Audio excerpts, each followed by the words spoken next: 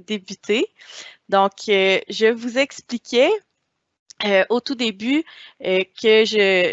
qu'on va faire le webinaire. On a décidé de faire ce webinaire-là sur l'assiduité parce qu'il y avait plusieurs questions au soutien.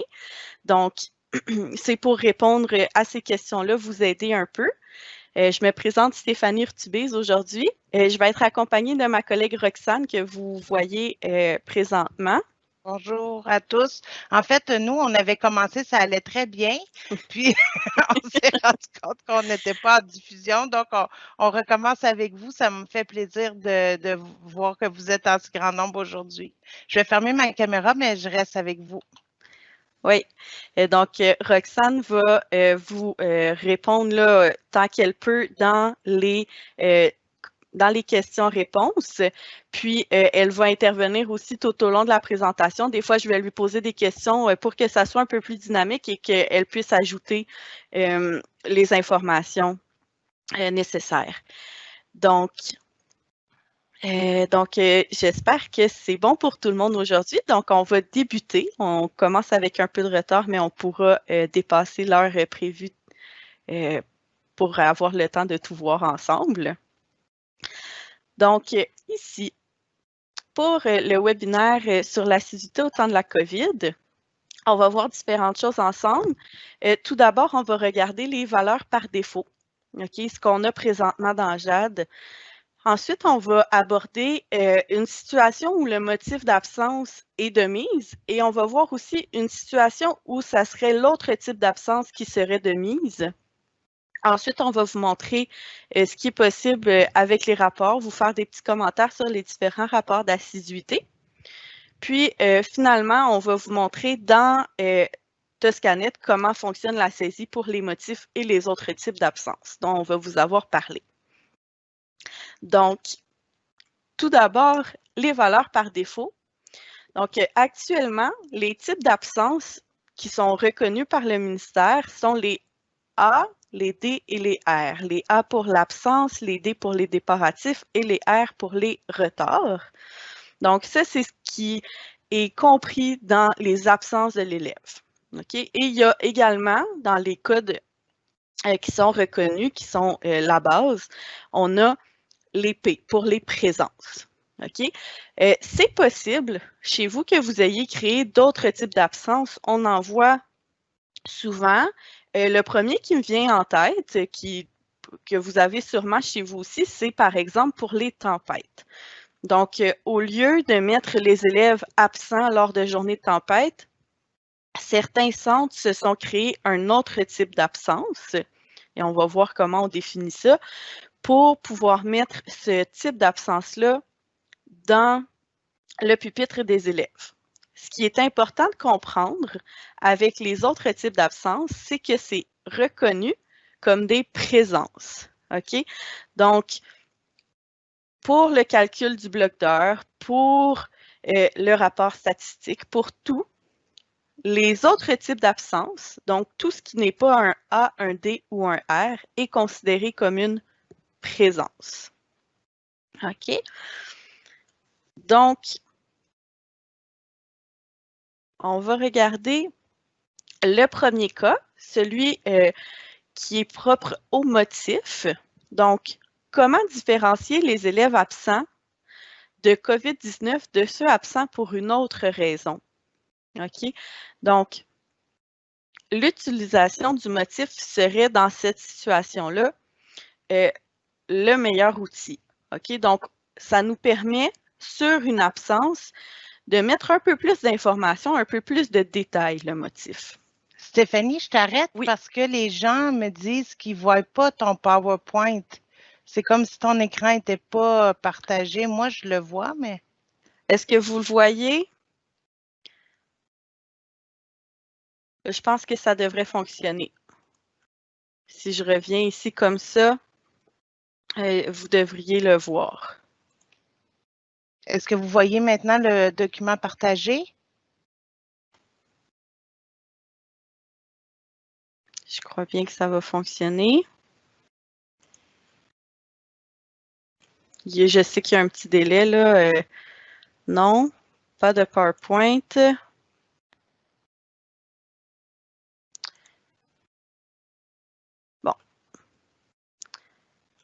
Voilà, ça fonctionne bien.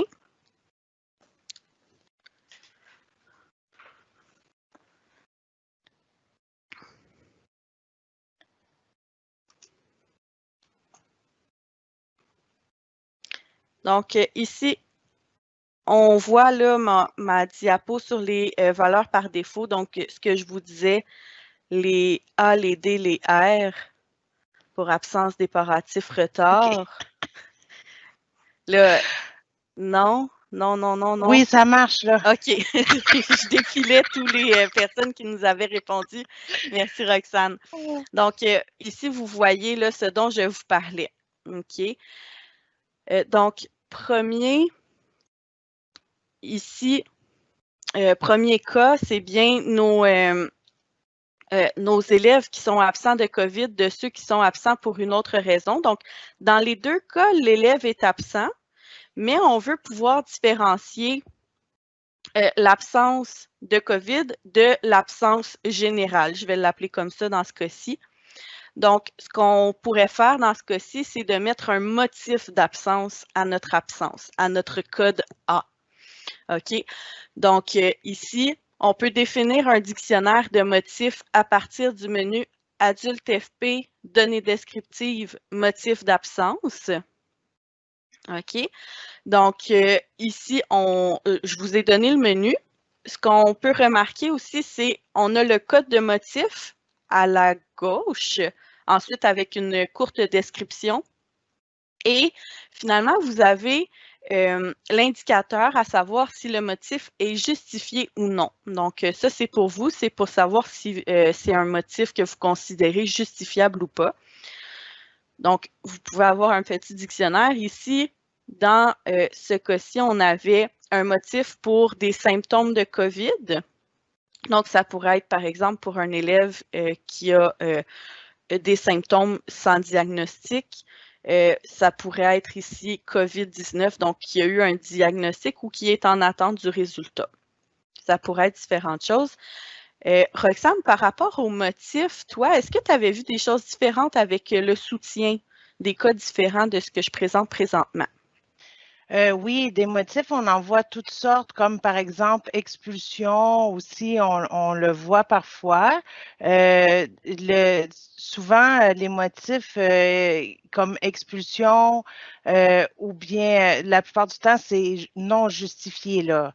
Donc, les motifs qui sont justifiés, habituellement, ça ressemble à ça, là, c'est des maladies, des rendez-vous. Les motifs non justifiés, ça serait un élève qui se présenterait pas ou bien je vois souvent expulsion, à part expulsion, je vois pas beaucoup d'autres choses que des rendez-vous médicaux, des maladies, des grippes, mais c'est selon vos besoins là dans votre école. Dans le fond, c'est important de ne pas créer des motifs pour créer des motifs, mais bien de créer les motifs pour vous aider à faire les chiffres sur ce dont vous avez besoin chez vous. Qu'est-ce qui est important chez vous?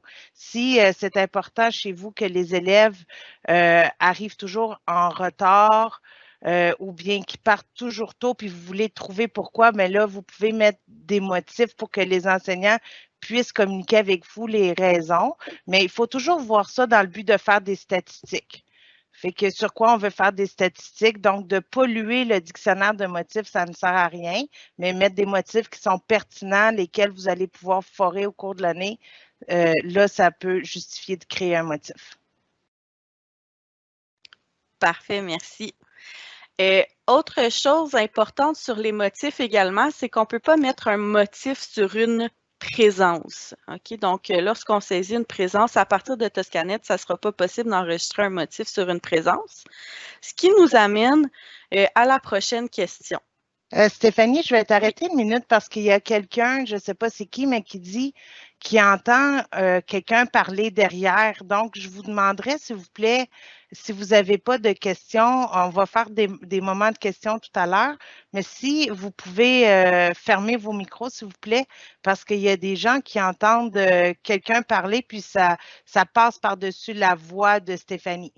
Pour Madame Fréchette, on est toujours dans les motifs d'absence, puis l'endroit pour les créer, là, c'est dans adulte FP, données descriptives, motifs. Pour les types d'absence, on va y venir. On n'est pas encore arrivé. Ça va venir, on va vous donner les menus. C'est bon, j'ai fini. OK, merci Roxane. Donc, effectivement, comme on ne peut pas mettre de présence, de motif sur une présence, on arrive avec la deuxième question, la deuxième situation qui revenait souvent. Donc, qui est comment identifier les élèves présents en classe de ceux qui sont à la maison. Donc, on le sait, vous avez des élèves qui suivent les classes de la maison, donc qui sont en mode synchrone. OK. Donc, pour ce faire, on va utiliser les autres types d'absence. Comme on a mentionné au début, les autres types d'absence, bon, malgré leur nom, c'est considéré comme des présences au pupitre de l'élève et au sens au sens du calcul du bloc d'heures et des différents rapports sur l'assiduité. OK, donc ici, pour définir d'autres types d'absence, c'est un menu différent. Donc, on va dans Gestion, paramétrisation des données dans l'arborescence Tosca assiduité. Et ensuite, à droite, on peut choisir type d'absence. OK, donc vous avez le dictionnaire ici. Et à droite, vous pouvez voir une plaquette insérée. Donc, vous pouvez insérer et créer un nouveau code avec une description longue et abrégée de votre choix. OK? Donc, ça, c'est quelque chose qui pourrait être utilisé, dans le fond, pour ceux qui sont à la maison. On le voit ici, maison COVID-19. Donc, ceux qui suivent de la maison, c'est une façon de le travailler. Les autres types d'absence. Et puis, par rapport aux autres types d'absence, Roxane, est-ce que tu voulais ajouter quelque chose par rapport au ministère et ce qui est reconnu et le bloc d'heures? Oui, mais dans le fond, c'est que les seules absences, comme Stéphanie l'expliquait plus tôt, qui sont reconnues par le ministère, c'est A, D et R. Donc, les types d'absences que vous allez créer, il faut vraiment prendre conscience qu'au moment où l'élève va quitter, si vous avez créé un type d'absence, par exemple, L pour libération, puis que l'élève y est pendant une semaine en libération pour une raison X, il a fini plus tôt, peu importe. Est-ce que c'est vraiment libération que vous devez mettre dans son pupitre? Parce que quand vous allez devoir rendre des comptes sur ce bloc d'heures-là, pendant la visite d'un vérificateur, par exemple, où il va voir que l'élève a eu une semaine d'absence, puis que son bloc d'heures est calculé, il faut que vous soyez capable de justifier pourquoi vous avez calculé ce bloc d'heures-là. Donc, il y a un document sur le site du ministère dans la documentation qui s'appelle pièce justificative pour la déclaration. Je vais vous donner, je vais aller chercher le nom complet, je vais vous le mettre dans la discussion. Description des pièces justificatives, le nom est très long. Vous allez trouver dans ce document-là tout ce qu'il faut pour gérer une déclaration d'élève, donc les documents nécessaires, puis dans quel cas vous pouvez ou non calculer les blocs d'heures, surtout pour la FGA. Donc, avant de créer les types d'absence, il faut vraiment que vous preniez conscience qu'au moment du bloc d'heures, vous devez être capable de justifier ce motif-là. Donc, l'élève n'est pas en classe, mais l'élève est reconnu comme étant à l'école. Fait que c'est pour ça qu'il faut aller avec parcimonie. Puis, logiquement, là, tous les gens de votre clientèle, de votre centre de service scolaire devraient à peu près avoir la même compréhension de ces choses-là. Fait que de parler entre vous, de vérifier avec votre service éducatif, de parler avec les centres voisins, c'est toujours bon là, de savoir que peu importe où on est dans cette organisation scolaire-là, les absences vont être gérées de la même façon. C'est plus facile quand il y a une cohérence. Parfait, merci. Ce qui m'amène à ajouter également que les dictionnaires sont définis pour la banque au complet. Hein, donc, si vous définissez des types d'absence ou des motifs, il faut garder en tête qu'ils seront disponibles pour toute la banque. Donc, c'est important effectivement de vous parler avant de décider vers où vous allez avec ça. Donc, on vous a présenté motifs, on vous a présenté les types d'absence, on vous a fait des petites mises en garde ici. Donc, maintenant, on veut vous présenter un peu de quoi ça a l'air, les autres types d'absence quand on est dans le pupitre de l'élève. OK? Donc, ici, on est dans un pupitre d'élève et on voit ici que le type pour la journée du 22, c'est un type d'absence M qui représente maison COVID ici et qui n'est pas un des 4 types reconnus, soit le A, le D, le R et le P de présence. OK? Donc, ce que ça a pour effet, quand on utilise les autres types d'absence, ici, c'est d'afficher la couleur de base dans le pupitre. OK? Donc, ici, c'est ce qu'on voit. On voit les autres journées en présence avec du gris, mais pour le 22, il y a bien de l'assiduité, mais au visuel, ce n'est pas affiché avec les couleurs parce que ces couleurs-là sont utilisées pour les types de base qui sont bel et bien reconnus comme des absences. Donc, une solution pour vous, si vous voulez voir avec couleur l'assiduité de vos élèves, au lieu d'aller dans le pupitre comme ça, vous pouvez aller dans le registre hebdomadaire. OK? Donc, ici, si vous allez dans le registre hebdomadaire, vous allez voir la couleur qui est associée aux autres types d'absence ici. Donc, ce qui va être en mauve dans votre registre représente les élèves qui ont un autre type. Par défaut, ici, on ne voit pas l'autre type qui a été choisi. OK, on voit juste que c'est un autre type. Si vous avez un dictionnaire de plusieurs types d'absence, vous pouvez, avec le clic droit, cliquer sur Détail de l'absence ou de la présence et vous allez voir le type s'afficher. Vous allez voir le code.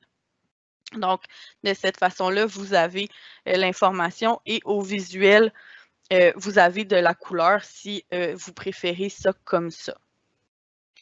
On a plusieurs questions pour savoir si le PowerPoint va être disponible. On va le rendre disponible dans la documentation de Jade Tosca sur la zone client en version PDF. Là. Donc, après la rencontre, je vais le diffuser dans la zone client. Si on a des questions auxquelles on n'a pas répondu dans le PowerPoint, on va ajouter de l'information pertinente avant de le diffuser. Donc, cet après-midi, il devrait être en ligne. Merci, Roxane.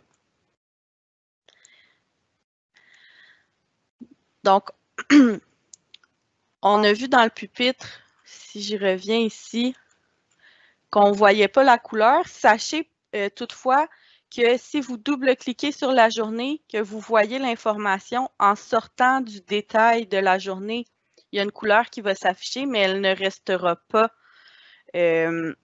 Si vous sortez du pupitre et que vous y revenez, ça va revenir avec la couleur de base pour cette journée-là.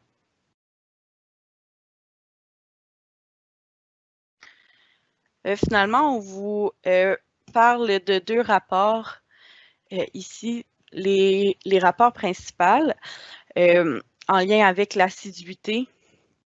Donc, pour le rapport d'absence prolongée, donc qui nous permet de cibler si un élève a été absent sur plusieurs jours continus, ici, sachez que les autres types d'absence ne font pas en sorte que l'élève est considéré en absence prolongée. OK, donc comme ce n'est pas un code reconnu par le ministère, ce n'est pas quelque chose qui va déclencher des jours d'absence consécutifs pour ce rapport-là. Et dans le rapport statistique, vous pouvez cibler dans le pourcentage de référence vos types d'absence. Et vous pouvez aussi cibler dans les motifs d'absence les motifs que vous avez définis, donc pour cibler les élèves qui auraient soit le motif maison COVID-19 ou cibler des élèves qui auraient un certain type, un certain motif particulier, donc qui vous pourrait sortir sur votre rapport statistique.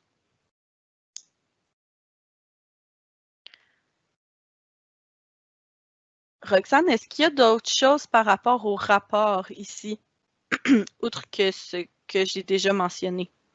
Le rapport statistique, là, c'est vraiment le rapport qui est le plus souvent utilisé pour les chiffres. Quand vous allez dans le critère d'impression, là, il est vraiment flexible, ce rapport-là. Quand vous allez dans les critères d'impression, vous pouvez choisir de faire un saut de page par date ou un saut de page par élève ou un saut de page par semaine. Ensuite, vous allez avec les séparations par page, puis le détail. Donc, dépendamment comment vous voulez le sortir, si vous voulez le sortir par jour, par élève, par matière, par enseignant, il est vraiment flexible. Je vous invite à vraiment vérifier les critères d'impression. Puis, dépendamment dans quel ordre vous allez mettre vos 3 critères, votre rapport va prendre toute une autre dimension. Donc, c'est un rapport qui est vraiment solide, puis dans lequel vous allez être capable de vraiment bien faire vos suivis. Le seul problème qu'on a souvent avec ce rapport-là, ben c'est pas un problème, mais le seul irritant qu'on a avec ce rapport-là, c'est qu'on ne calcule pas le nombre d'élèves, on calcule le nombre d'heures. Donc, les absences sont par heure. C'est le seul hic là, que je pourrais dire, mais il est vraiment beaucoup utilisé, même pour valider vos blocs d'heures à la fin de l'année. Vous pouvez l'utiliser pour vérifier que tout est là au niveau de votre fréquentation. Donc, c'est un rapport à découvrir. Parfait.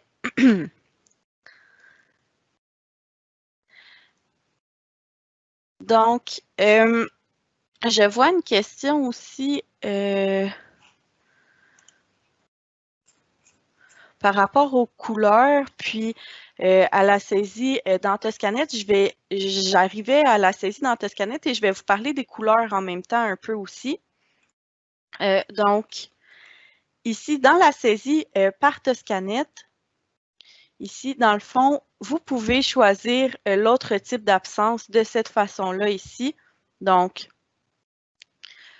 en utilisant la liste déroulante, vous allez avoir la liste des autres types d'absences. L'enseignant va avoir la liste des autres types d'absences et il peut choisir le type d'absence qui convient, puis le mettre au dossier des élèves. OK? Donc, ici, ce qui est important de garder en tête, c'est qu'on ne peut pas mettre plus d'un type à la fois sur une même période. OK, donc un élève qui est présent de la maison, mais qui est en retard de 15 minutes, on ne peut pas mettre les deux informations en même temps sur la même période dans ce cas-là. OK? Donc, on pourrait mettre seulement le retard ou seulement le type d'absence. Comme le retard, c'est quelque chose qui est reconnu et qui fait partie des différents rapports d'assiduité, il faut garder ça en tête. OK? Et puis, les couleurs, dans le fond, elles sont définies par type et les autres types d'absence ont tous la même couleur, donc font tous partie de la couleur définie pour les autres types. Donc, si on définit un type en particulier et pour ce type-là, on veut une couleur en particulier, on ne peut pas le faire, on ne peut pas au visuel afficher une couleur seulement pour un type en particulier.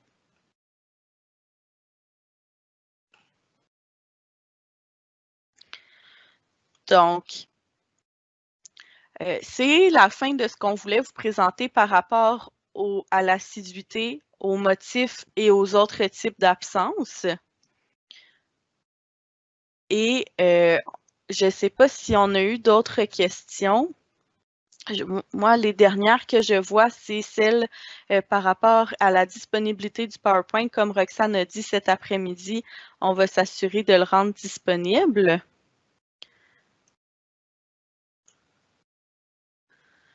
Est-ce qu'il y avait d'autres questions, Roxane? Non, il n'y avait pas d'autres questions. Peut-être que je pourrais rajouter comme information là, pour ceux qui connaissent moins bien le système de configuration pour Toscanet, là, toute la configuration pour Toscanet, si vous laissez les enseignants mettre un motif ou non, le nombre de jours que vous permettez à l'enseignant pour saisir l'assiduité, c'est tout dans le menu table École centre, paramètres de fonctionnement. En haut à droite, dans paramètres de fonctionnement, vous allez avoir la configuration possible pour la saisie des absences dans Toscanet. On va le rajouter juste en note en bas du PowerPoint avant de partir. Parfait. Puis, une autre chose aussi que je pourrais parler par rapport aux couleurs encore, quand on va dans le pupitre de l'élève, les autres types d'absences sont transparentes. Donc, si vous voulez pouvoir les voir plus facilement dans l'image que Stéphanie a diffusée, il y avait, les présences étaient en gris. Donc, si vous mettez vos présences dans une couleur différente que la couleur de fond du pupitre de base, pour changer les couleurs au niveau de la charte de votre pupitre ici, c'est dans le menu Gestion, session de travail, couleur Tosca. Si vous mettez un petit gris, comme Diane aime l'appeler, dans les présences, mais c'est sûr qu'on voit ici que tous les mardis, l'élève a un horaire, donc c'est transparent. Je peux m'attendre à ce qu'il y ait un autre type d'absence, mais c'est sûr qu'il pourrait aussi ne pas avoir d'horaire. Sauf que si vous avez des élèves qui ont le même rythme hebdomadaire à peu près toujours, ça va être comme ça. Vous allez pouvoir faire le focus sur une journée en particulier, puis double-cliquer dedans pour vous assurer que c'est vraiment un autre type d'absence. On a une question qui demande, est-ce que le ministère nous oblige à différencier les élèves en présentiel des élèves à la maison? En fait, non. Est-ce que vous avez le droit de donner de la formation à des élèves à la maison? C'est plus ça qu'il faut que vous vérifiez au niveau du ministère là, pour ne pas avoir de surprise l'année prochaine. Est-ce que vous êtes autorisé, vous, à déclarer des blocs d'heures pour des élèves qui seraient à la maison? C'est plus ça la question. Puis, comment je fais pour savoir si mon élève est en classe, si quelqu'un le cherche ou bien s'il est à la maison, si j'ai le droit de lui enseigner de la maison et de déclarer ces heures-là. C'était un petit peu dans ce but-là qu'on vous a présenté les diverses possibilités. Ce sera à vous à prendre les décisions, mais il n'y a pas de standard. On n'a rien qu'on a reçu non plus du ministère qui dit que vous pouvez ou vous ne pouvez pas. Nous, on s'est basé vraiment sur les questions puis les besoins qui nous étaient amenés au soutien. Puis, on a décidé de faire ça public pour que vous puissiez en même temps échanger entre vous. Puis, c'était des questions qui revenaient vraiment souvent. Les motifs d'absence reliés au COVID pour les élèves doivent faire partie des 3 de base si le ministère ne veut pas les considérer comme absents. Il faut faire attention entre les motifs et les types d'absence. Donc, ici, par exemple, dans le pupitre, j'ai un type d'absence M pour maison COVID. Donc, dans le pupitre, ça va être un M. Dans ce cas-ci, mon type d'absence n'est pas motivé. Je n'ai pas de motif. Donc, les motifs reliés au COVID, si on parle de motifs comme tel, c'est vraiment l'élève est absent avec un A, puis le motif de son absence, c'est le COVID. Donc, l'élève n'est pas en classe, l'élève est malade. Tandis que si vous créez un autre type d'absence qui est, comme ici, M COVID pour la maison, ça veut dire que l'élève, quand je vais calculer son bloc d'heures, il va être considéré comme étant à l'école. Donc, c'est ça qu'il faut bien différencier entre les motifs et les types d'absence, puis vous assurer que si vous déclarez ces blocs d'heures-là pendant que l'élève était à la maison, est-ce que vous avez le droit?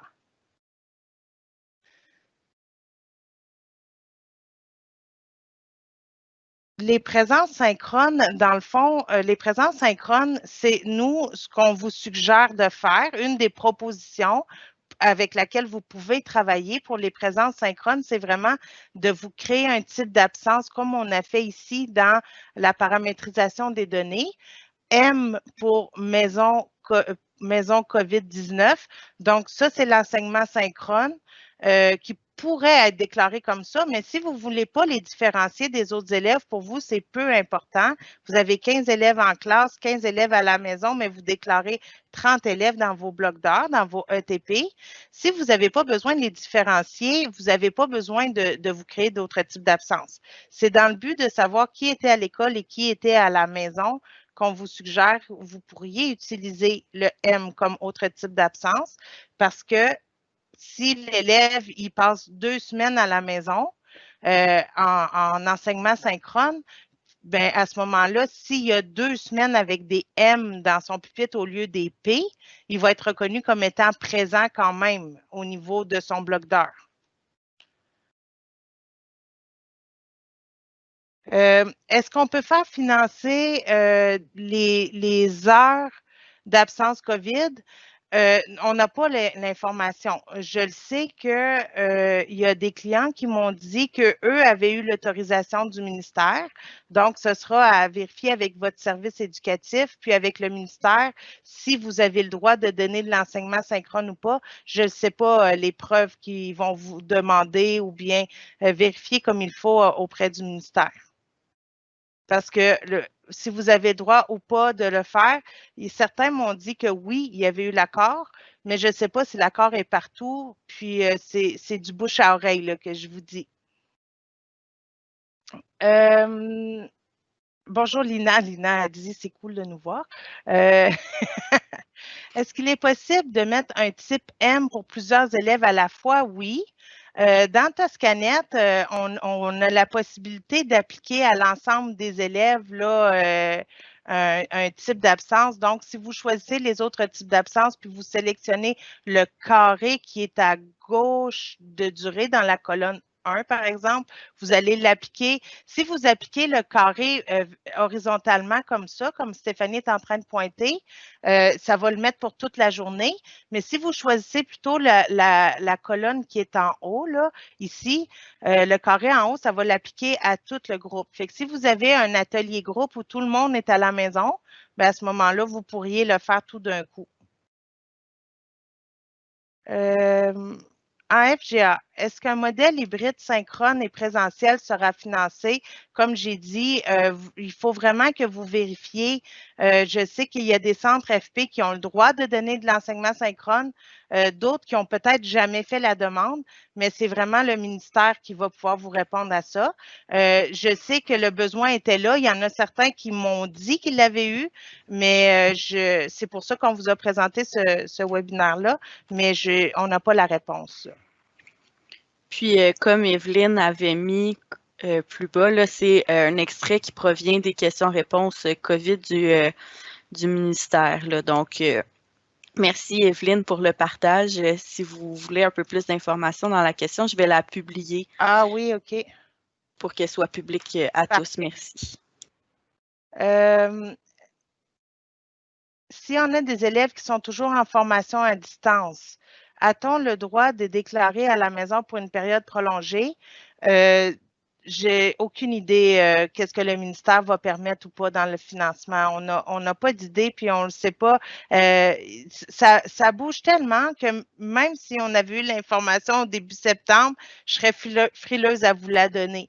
Là, il y a certains endroits où ils sont rendus en zone rouge. Est-ce que le ministère va assouplir dépendamment de la couleur puis de l'évolution? Là, plus ça va, plus on retourne au confinement.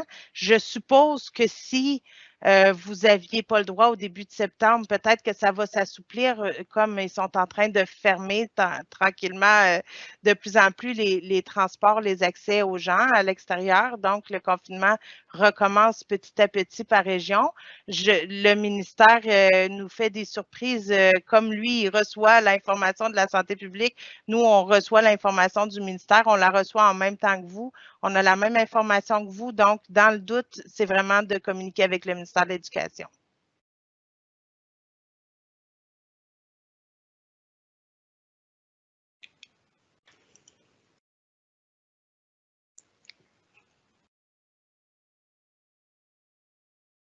Merci pour toutes vos questions. On a beaucoup de réponses qui font référence au ministère. Comme Roxane expliquait, on a les informations en même temps que vous. Difficile de vous en donner plus, mais n'hésitez pas si vous avez des questions. Quand on peut répondre, on y répond, mais sinon, on vous réfère à la personne qui va vous donner la bonne réponse. On ne veut pas vous induire en erreur. Puis c'est tellement particulier parfois par région, selon les besoins, que la réponse qu'ils vont donner au centre de service scolaire du FER, ce ne sera pas nécessairement la réponse qu'ils vont donner au centre de service scolaire Marguerite Bourgeois. Donc, il faut vraiment que vous vérifiez de votre côté qu'est-ce que vous pouvez déclarer ou pas. On voulait vous donner les façons de faire pour que vous puissiez prendre les meilleures décisions possibles pour que ce soit le plus facile pour vous. Est-ce que vous avez d'autres questions?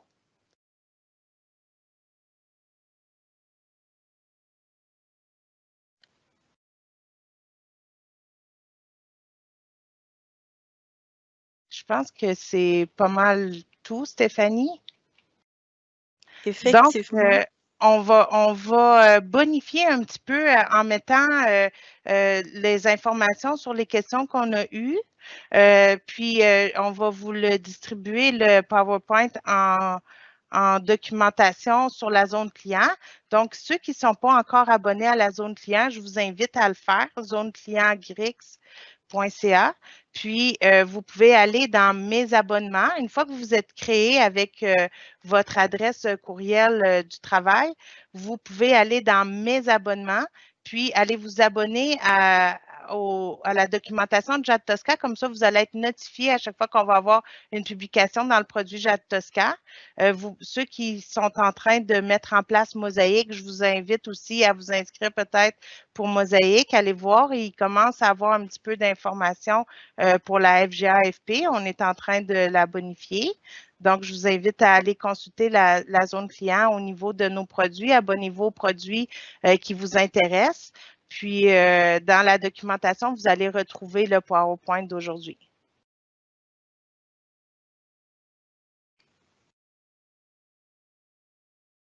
Parfait, merci Roxane. Donc, effectivement, on va mettre la documentation sur la zone client. S'il n'y a pas d'autres questions, on vous laisse aller. Merci d'être resté avec nous un peu plus longtemps et merci d'avoir été indulgent pour le début de la présentation.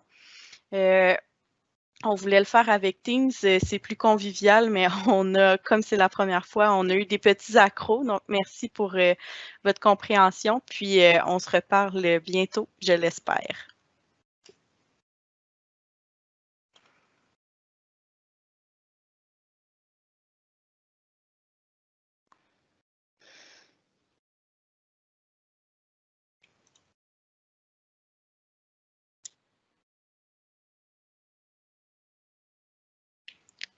Et encore une fois, l'espace client, si vous avez des questions pour lesquelles on n'a pas répondu, n'hésitez pas à nous faire signe, à nous écrire un billet pour qu'on vous donne un peu plus d'informations.